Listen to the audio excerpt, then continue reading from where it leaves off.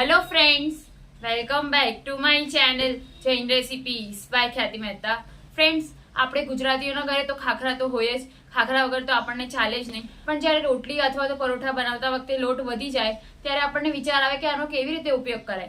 તો ત્યારે તમે મારી આજની બતાવેલી રેસીપી બનાવજો, જેનું નામ છે પેરી પેરી ખાખરા બાઇટ્સ।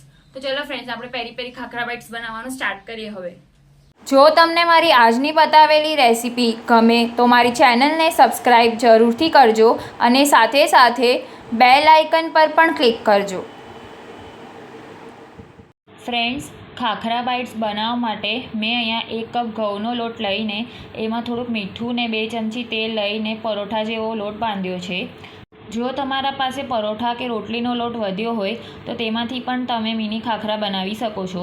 તો હવે લોટને થોડુંક મસળીને અને એક લોયો લઈને થોડું અટામણ લઈને આવી રીતે મોટી રોટલી વણી લઈશું।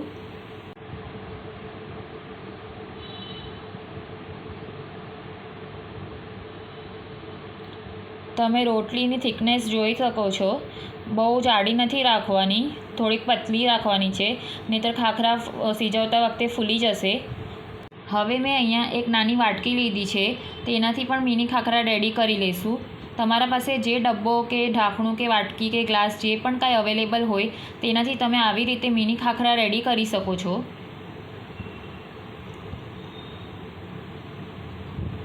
મિની ખાખરા કટ કર્યા પછી જે બાકી રહેલી વણેલી રોટલીનો લોટ છે તેને બાકી જે બીજો લોટ છે તેમાં આપણે તેને મિક્સ કરી દઈશું। આવી રીતે મેં બધા જ લોટમાંથી મિની ખાખરા રેડી કરી લીધા છે, તમે જોઈ શકો છો।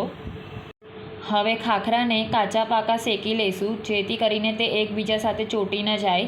લોઢીમાં સ્લો ફ્લેમ પર એકસાથે 3 થી 4 અથવા જેટલા ખાખરા સમાય તેટલા એડ કરીને આવી રીતે કાચા પાકા શેકી લઈશું। ખાખરાને એકાદ મિનિટ માટે આવી રીતે આગળ પાછળ ફેરવીને કાચા પાકા શેકી લેવાના છે, બહુ આકરા નથી કરવાના। તમને મિની ખાખરા કાચા પાકા કર્યા વગર જ શેકવા હોય તો તમે તેમ પણ કરી શકો, પણ એકસાથે જો આટલા બધા મિની ખાખરા વણીને રાખી દેવાના હોય તો તે ચોંટી ન જાય, તેની માટે પહેલાં કાચા પાકા કરી લેશો તો સારું પડશે। આપણે બધા જ મિની ખાખરા કાચા પાકા શેકી લીધા છે। હવે આપણે ખાખરાને ફરીથી મીડિયમ ફ્લેમ પર લોઢીમાં લઈ લઈશું ને આવી રીતે પિંક ડોટ પડે ત્યાં સુધી શેકવા દઈશું।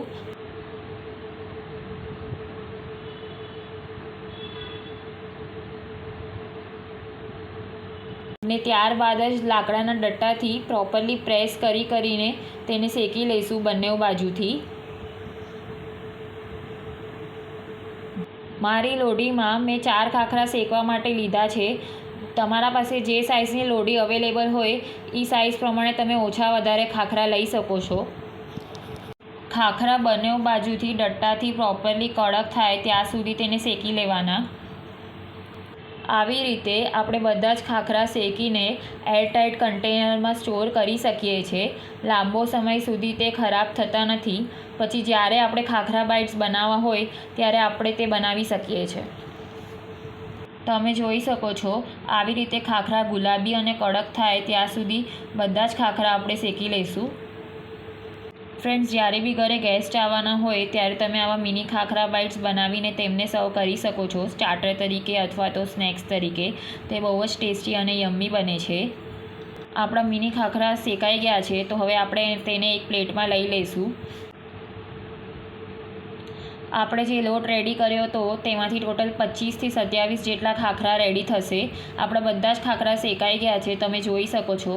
હવે ખાખરા પર સ્પ્રેડ કરવા માટે આપણે એક મિક્સચર રેડી કરીશું, જેની માટે મેં એક કઢાઈમાં તેલ ગરમ કરવા માટે મૂક્યું છે। તેલ ગરમ થાય ત્યારબાદ બોઇલ કરેલા રાજમા એડ કરીશું ને સ્મેશરથી થોડાક અધકચરા સ્મેશ કરીને પ્રોપરલી મિક્સ કરી લઈશું। બહુ વધારે પડતા સ્મેશ નથી કરવાના, થોડાક અધકચરા એટલા માટે રાખવાના છે જેથી કરીને તે ખાવાથી થોડાક ક્રન્ચી લાગે। ફ્રેન્ડ્સ, જો તમને મારી બતાવેલી રેસીપી ગમે તો મારી ચેનલને લાઇક, શેર અને સબસ્ક્રાઈબ જરૂરથી કરજો અને સાથે સાથે બેલ આઇકન પર પણ ક્લિક કરજો અને રેસીપી બનાવીને મને કમેન્ટ કરીને કહેજો તમને કેવી લાગી। રાજમા સ્મેશ થઈ ગયા છે। હવે આપણે બારીક ચોપ કરેલા ટમેટાં અને 3 કલરના ગ્રીન, યલો અને રેડ કેપ્સિકમ એડ કરીશું। ત્યારબાદ તેને 1-2 મિનિટ માટે સોતે કરી લઈશું. કેપ્સિકમ બહુ ઓવરકુક નથી કરવાના, થોડા ક્રન્ચી રાખવાના છે. બધું સોતે થઈ ગયું છે. હવે આપણે સ્વાદ પ્રમાણે મીઠું એડ કરી દઈશું. ત્યારબાદ મિક્સ કરીને પેરી પેરી મસાલો એડ કરશું, જેની રેસીપીની લિંક તમને મારા ડિસ્ક્રિપ્શન બોક્સમાં મળી જશે. પેરી પેરી મસાલો તમે ઓછો વધારે પોતાના ટેસ્ટ પ્રમાણે લઈ શકો છો. વધારે સ્પાઇસી જોતું હોય તો વધારે એડ કરી દેજો. ત્યારબાદ આપણે મરી પાવડર એડ કરશું, તે બી તમારા તીખાસ પ્રમાણે તમે લઈ શકો છો. ત્યારબાદ રેડ ચીલી સોસ અને ટમેટો કેચઅપ એડ કરશું. બધું પ્રોપરલી મિક્સ કરી લઈશું. ખાખરા પર ફિલ કરવા માટેનું આપણું મિક્સચર બનીને રેડી છે. હવે આપણે તેને ઠંડુ થવા માટે સાઈડમાં મૂકી દઈશું. ત્યારબાદ મેં અહીંયા મેયોનીઝ અને પેરી પેરી મસાલો લીધો છે, તો આપણે મેયોનીઝમાં પેરી પેરી મસાલો એડ કરીને પ્રોપરલી મિક્સ કરી લઈશું. આપણું પેરી પેરી મેયોનીઝ બનીને રેડી છે. હવે આપણે જે ખાખરા રેડી કર્યા હતા તેના પર આ પેરી પેરી મેયોનીઝ સ્પ્રેડ કરી દઈશું.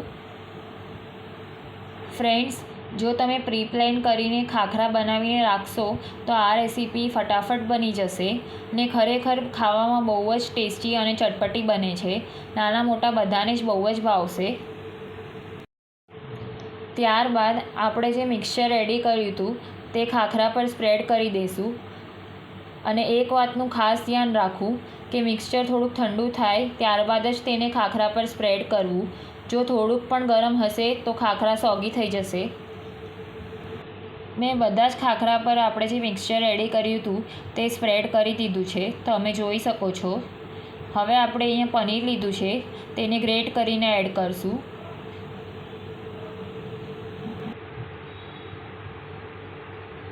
આપણે પનીર ગ્રેટ કરી લીધું છે. હવે આપણે પેરી પેરી ખાખરા બાઇટ્સને સેવ અને કોથમરીથી ગાર્નિશ કરી લઈશું. આપણે જે મિક્સચર રેડી કર્યું હતું તેમાંથી હજી આવી એક ખાખરા બાઇટ્સની પ્લેટ બનીને રેડી થશે. તમે જોઈ શકો છો પેરી પેરી ખાખરા બાઇટ્સ કેટલા કલરફુલ દેખાય છે તે. તો બનીને રેડી છે આપણા પેરી પેરી khakhra bytes. Thank you so much for watching my video.